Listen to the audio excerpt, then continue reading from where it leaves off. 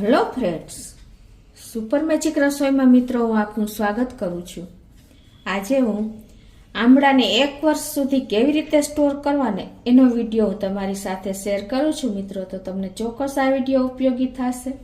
ગમે તો લાઈક કરજો, શેર કરજો અને સબસ્ક્રાઈબ કરવાનું તો ભૂલતા જ નહીં। અત્યારે આપણે આમળાની સિઝન ફૂલ ચાલી રહી છે અને માર્કેટમાં આમળા પણ એટલા જ જોવા મળે છે મિત્રો। તો આપણે અત્યારે શિયાળામાં ફૂલ એનો ઉપયોગ કરી લેવો જોઈએ અને તમારે આખું વર્ષ આમળાનો ઉપયોગ કરવા માટે આજે હું તમને એક ઈઝી મેથડ એકદમ તમે દરરોજ ઉપયોગ કરી શકો ને એટલી ઈઝી મેથડ તમારી સાથે શેર કરું છું। તો મિત્રો આપણે પહેલાં તો માર્કેટમાં આમળા લેવા જાય ને ત્યારે તમારે કેવા આમળા ચૂઝ કરવાના કે આ સેજ લાઇટ કલરના કરવાના, એકદમ ગ્રીન કલરના નહીં કરવાના। એનો રસ છે ને સેજ ધૂરો હોય છે અને આનો રસ એકદમ તમને ટેસ્ટી લાગશે, એટલે કે એકદમ પરફેક્ટ હોય છે। એટલે ખાસ તમે આ નોટ કરજો અને એકદમ ફ્રેશ આમળા લેવાના। અત્યારે મારા 1 કિલો આમળા છે તો એને સ્ટોર કરવા માટે પહેલાં તો આ રીતે આમળાને આપણે ક્લીન પાણીથી મેં જો આ ધોઈ લીધા છે અને હવે તમારે આ રીતે આપણે એને કટ કરી લેશું।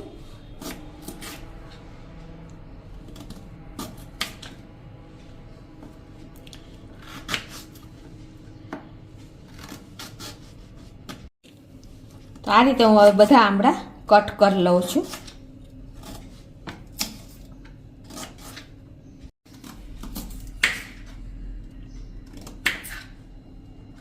તો આ રીતે જો આપણે બધા આમળા સમારી લીધા છે।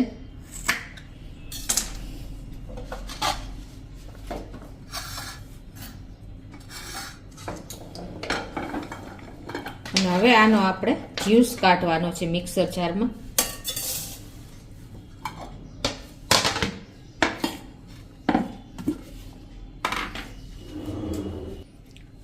અને આમળા સમારવામાં કે કાંઈ પણ આપણે કરીને ત્યારે આમળાને હંમેશા તમારે એલ્યુમિનિયમનું વાસણ એવોઇડ કરવાનું, કેમ કે એને હિસાબે એક પ્રોસિજર થાય છે અને આપણે એકદમ આમળાનો કલર બ્લેક થઈ જાય છે। એટલે ખાસ તમે આ નોટ કરજો, એલ્યુમિનિયમ પ્લસ પિત્તળ છે, ત્રાંબુ છે એ વાસણનો ઉપયોગ નહીં કરવાનો।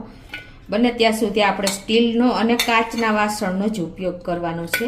તો હવે આને હું એક પણ ટીપું પાણી નાખ્યા વગર આપણે આને પીસવાના છે। પીસવામાં થોડોક ટાઈમ લાગશે પણ એકદમ સરસ આપણે જ્યુસ કાઢી લેશું। તો હવે હું પીસી લઉં।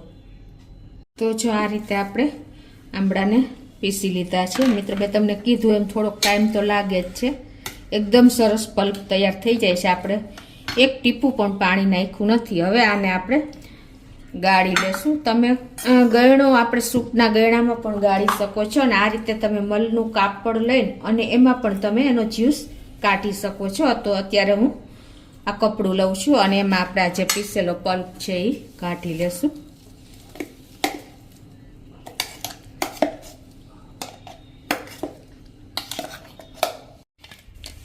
તો આ રીતે જો આપણે બધો પલ્પ કપડામાં લઈ લીધો છે અને હવે આપણે આ રીતે એને જ્યુસ કાઢી લેશું દબાવીને, પ્રેસ કરીને। જુઓ તમે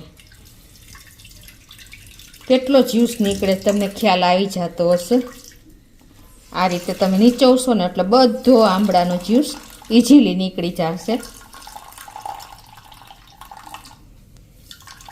આમાં જરા પણ તમારે જ્યુસ નહીં રહે, તમે કપડું લેશો ને તો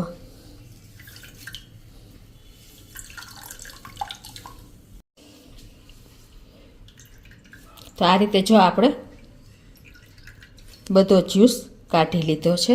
તમે જોઈ શકો છો કેટલો જ્યુસ નીકળી ગયો છે અને જો આ પલ્પ પણ એકદમ સરસ બધો જ્યુસ આમાંથી નીકળી ગયો છે, તમને ખ્યાલ આવી જતો હશે।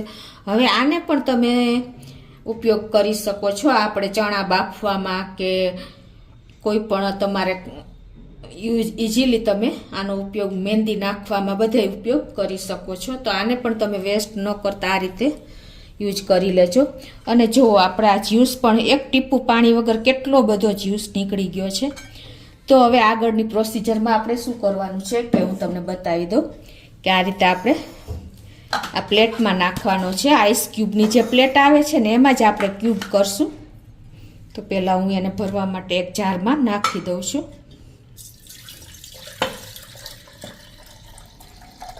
જો આ રીતે આપણે હવે આઈસ ક્યુબમાં ભરી લેશું.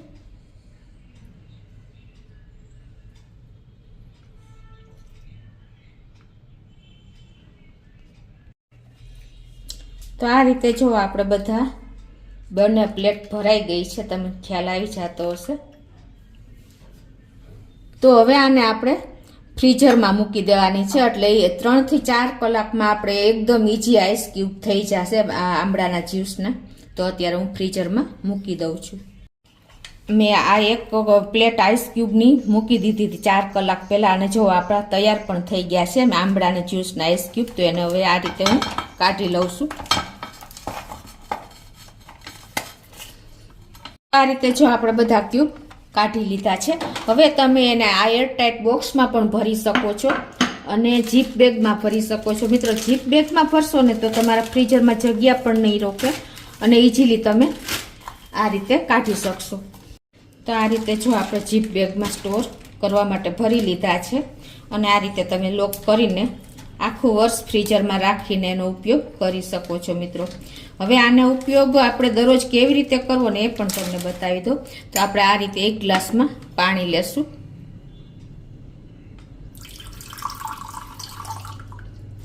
અને હવે તમારે આ જે આપણે ક્યુબ કર્યા છે ને એમાંથી આપણે 1 ક્યુબ દરરોજ અડધા ગ્લાસ પાણીમાં આ રીતે મેલ્ટ કરી લેવાનો છે.